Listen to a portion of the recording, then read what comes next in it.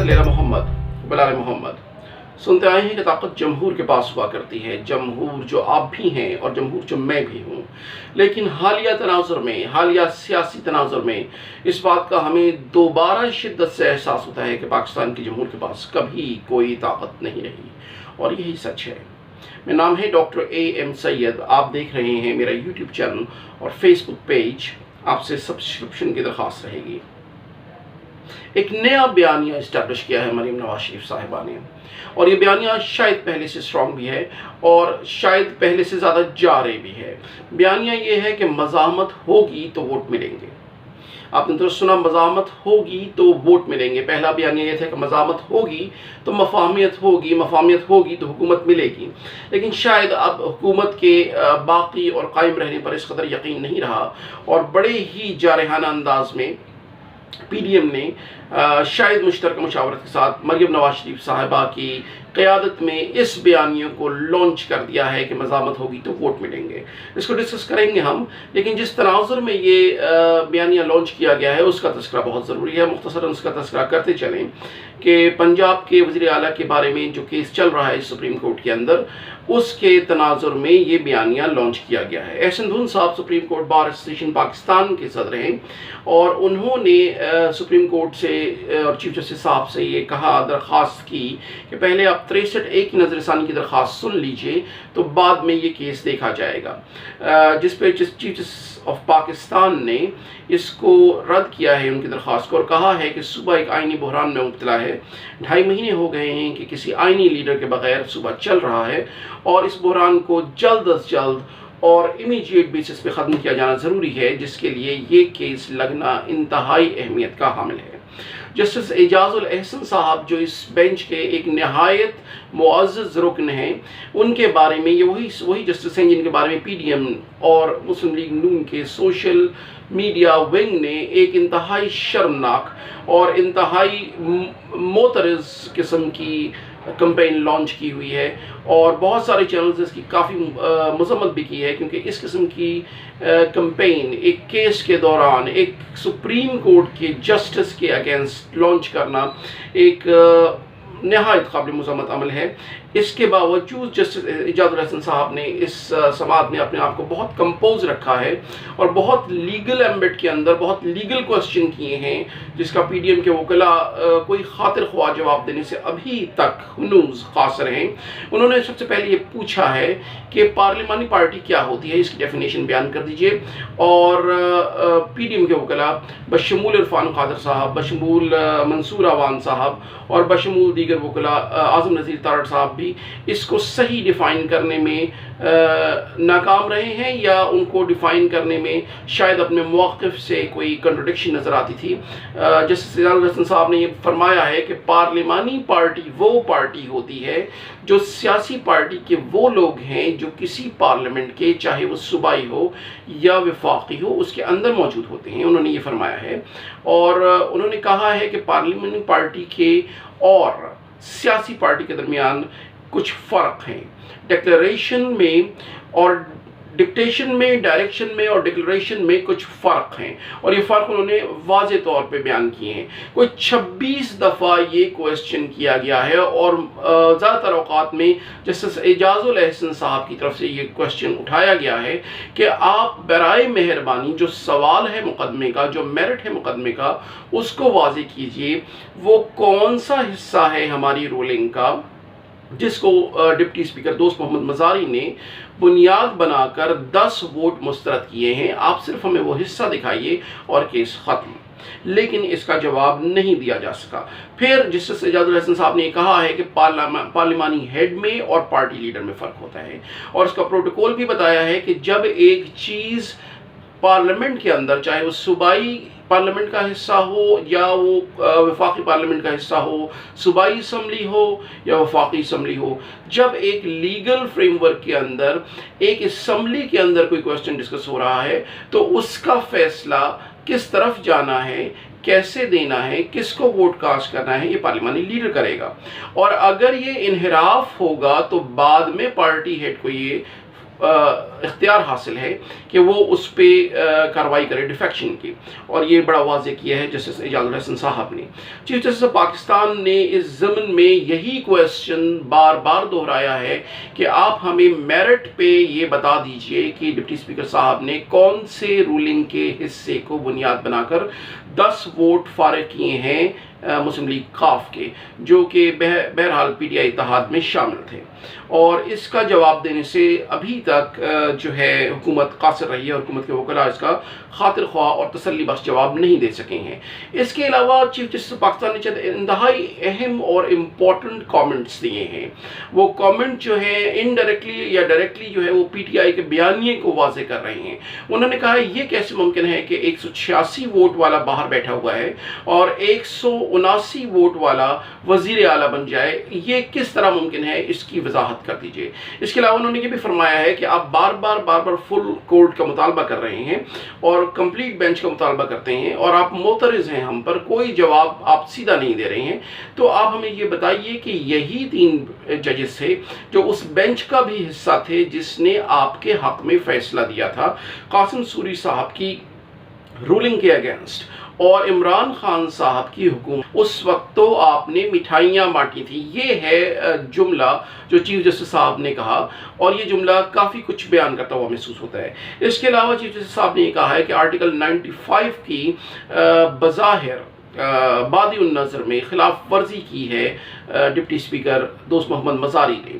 اور یہ ایک ایسا امپورٹنٹ کامنٹ ہے اور ایسا ریمارک ہے جو کہ ڈیفائننگ ثابت ہوگا فیصلے کے وقت، اور لگتا یہ ہے کہ یہ فیصلے کو لیڈ کرتا ہوا دکھائی دے گا۔ اس کے علاوہ انہوں نے یہ بھی کہا ہے کہ عدالت پہ آپ بار بار اور اسپیشلی یہ عرفان قادر صاحب کو مخاطب کرتے ہوئے نے کہا کہ آپ بہت زیادہ پریشرائز کرنے کی کوشش کر رہے ہیں عدالت کو۔ عدالت پریشر میں نہیں آئے گی، عدالت سپریم کورٹ بار کے سابقہ صدور کی پریشر میں بھی نہیں آئے گی، سوشل میڈیا کے پریشر میں بھی نہیں آئے گی، اور باقی عوام کیا کہتے ہیں اس کے پریشر میں بھی نہیں آئے گی۔ عدالت صرف متعلقہ فورم پہ میرٹ پہ کیس سنے گی، اور یہ بات بہت کلیئر کر دی ہے چیف جسٹس پاکستان نے۔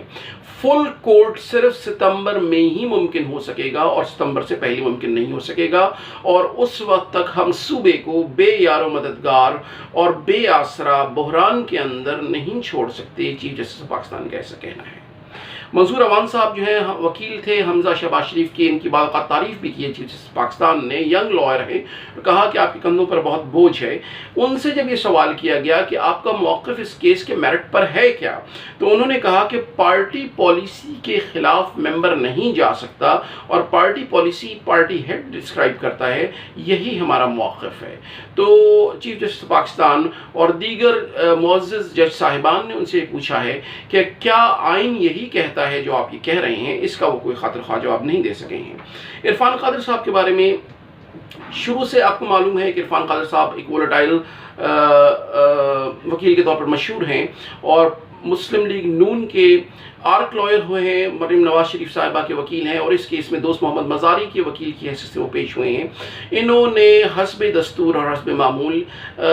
کافی تلخ اور تند و تیز جملوں کا تبادلہ کیا ہے عدالت سے۔ چیف جسٹس صاحب سے بھی شروع میں ہی ان کو ناراض کرنے کی کوشش کی ہے، اور حد یہ ہے کہ ایک دفعہ چیف جسٹس صاحب نے ان کو کہا ہے کہ اگر آپ اب مزید بولیں گے یا مزید انٹروین کریں گے عدالت کی کارروائی میں تو آپ کو کرسی پر بٹھا دیا جائے گا، جس پہ عرفان قادر صاحب نے عدالت کے اندر تو چیف جسٹس سے معافی مانگ لی، لیکن دوسرے روز باہر نکل کے جب بائیکاٹ کیا ہے تو پھر اپنی پرانی روش کو دہرایا ہے، اور یہ کہا ہے عرفان قادر صاحب نے کہ ایسا کہیں نہیں ہوتا کہ مدعی جو ہے اگر کسی جج سے مطمئن نہ ہو تو وہ جج قائم رہ سکے، اور جج کو فوراً کرسی چھوڑ کر علیحدہ ہو جانا چاہیے۔ یہ ایک حیرت انگیز اور تعجب خیز بات ہے جو عرفان قادر صاحب نے کی ہے۔ یہ ایسا ہی ہے کہ کوئی بھی قتل کا مجرم جب دیکھے گا کہ کوئی جج اس کے خلاف فیصلہ دینے والا ہے تو وہ معترض ہو جائے گا کہ اس جج پہ مجھ کو اعتماد نہیں ہے، پھر وہ جج علیحدہ ہو جائے گا، اگلا جج اگر آئے گا اور اس کو بھی وہ اسی طرح ڈیل کر سکتا ہے، تیسرے کو بھی اسی طرح ڈیل کر سکتا ہے، اور جج علیحدہ ہوتے رہیں گے اور معاملہ لٹکتا رہے گا۔ تو یہ ایک حیرتناک اور بڑی عجیب و غریب بات کی ہے عرفان قادر صاحب نے، جس کا ایک پہلو تو انہوں نے اجاگر کیا ہے مدعی کے رخ سے، لیکن دوسرا پہلو جو عدالت کے پوائنٹ آف ویو سے ہے اور جو مقدمے کی کمپلیشن کے پوائنٹ آف ویو سے ہے، اس کو شاید وہ بھول گئے ہیں۔ حمزہ شہباز اور ڈپٹی اسپیکر کے وکلاء نے مشترکہ طور پر دوسرے دن آج صبح یہ ڈیسائیڈ کیا ہے 26 جولائی کو کہ وہ مکمل طور پر بائیکاٹ کر دیں گے اس کارروائی کا اور اس کو نہیں سنیں گے۔ چیف جسٹس صاحب نے یہ کہا ہے پیپلز پارٹی کے وکیل سے کہ آپ نے خود درخواست کی تھی کہ آپ اپنا موقف پیش کرنا چاہتے ہیں، آج ہم نے اسی لیے آپ کو یہ موقع دیا ہے، اگر آپ بائیکاٹ کرتے ہیں تو بھی عدالت کے اندر بیٹھیے اور عدالت کی کارروائی پوری سنیے۔ فاروق اشنائک صاحب نے جمعرات تک ڈیلے کی درخواست کی تھی، جس کو رد کیا تھا چیف جسٹس صاحب نے، اور یہ فاروق اشنائک صاحب نے ایک اور جملہ بھی کہا تھا کہ ماحول بہت گرم ہو گیا ہے، جس پہ معزز عدالت نے یہ کہا کہ ماحول گرم آپ کے لیے ہوا ہوگا، ہم تو یہاں انتہائی پرسکون بیٹھے ہوئے ہیں، اس لیے آپ اس کو نارمل طریقے سے لیجئے، نارمل طریقے سے کیس چل رہا ہے اور نارمل طریقے پہ ہم کل آپ کی بات چیت سنیں گے۔ اگلے دن پیپلز پارٹی نے اس کا بائیکاٹ کیا ہے۔ اس طرح ایک بڑے ہی کمپلیکیٹڈ قسم کا معاملہ کریٹ ہو گیا عدالت میں۔ پی ڈی ایم نے شروع میں مقدمہ شروع ہونے سے پہلے 25 جولائی کی صبح کو ایک پریس کانفرنس کی تھی اور اس میں انہوں نے تقریباً ساری ہی جماعتوں کو وہاں بٹھایا ہوا تھا، کوئی چہرہ ایسا نہیں تھا، کچھ جانے انجانے، لیکن سب ہی موجود تھے اور سب ہی کافی احتجاجی موڈ میں نظر آ رہے تھے۔ ہم نے جو آپ کو بیان کیا ہے کہ نیا بیانیہ جو بنایا گیا ہے وہ یہ ہے کہ مزاحمت ہوگی تو ووٹ ملیں گے۔ مریم نواز شریف صاحبہ نے عدلیہ پر سخت تنقید کی ہے، مولانا فضل الرحمان صاحب نے کھلی دھمکی دی ہے عدلیہ کو کہ آپ ہمیں مجبور نہ کریں، ورنہ ہم